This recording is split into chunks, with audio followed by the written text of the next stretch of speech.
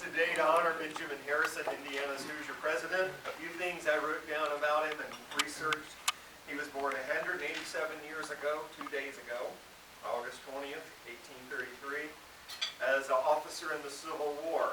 He was a stern yet fair taskmaster, quote, who knew that idleness was a waste and that civilians do not become soldiers by simply putting on uniforms.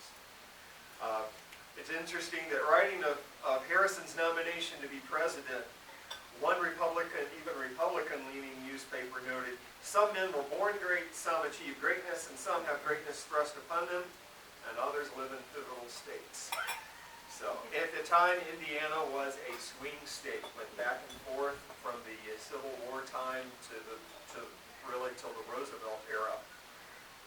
In 1888, a jingle went on, oh, what's the matter with Harrison? He's all right. There can be no comparison. He's all right. So, I guess he's all right was more exciting back then than it is now. In the election of 1888, he lost his home city of Indianapolis, or his city of residence. And in 1892, when he ran for re-election, he even lost the state of Indiana. But such was life for Harrison. Although the grandson of a president himself, nothing was ever handed to him. Taking office in 1889, 100 years after Washington, he's known as our centennial president.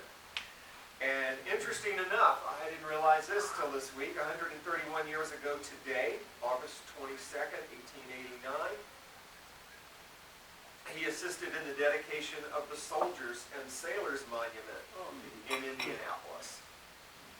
His personality has been described as cold, even having a icy reputation.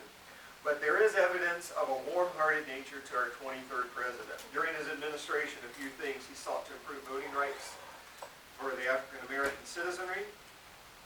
One citizen wrote, he has taken the most courageous stand by any president of this era. He invited all his he invited his ill private secretary, Elijah Halford, and wife to stay at the house while Elijah was recovering from an illness. And there was a fire at the house of Secretary of the Navy Benjamin Tracy. When Harrison learned of this, he rushed to the scene and saved Tracy's life by performing artificial respiration. Halford's wife and daughter perished in the fire, and Harrison had Halford recover at the White House. Halford said few men had quicker, warmer, and more delicate sympathies. So there was a soft side to Benjamin Harrison, no matter what his detractors say. Though a one-term president, he is better known as a statesman than a politician. He preserved millions of acres of national forest, modernized the Navy, and strengthened American trade with other countries in our hemisphere. A few weeks before losing re-election, he lost his wife Carolyn to tuberculosis. And I researched it out. They did make the journey to Indianapolis for her burial at the end of October of 1888, but he did not return for election day to vote for himself. He was more content to return to Indianapolis. He was more than content to return to Indianapolis.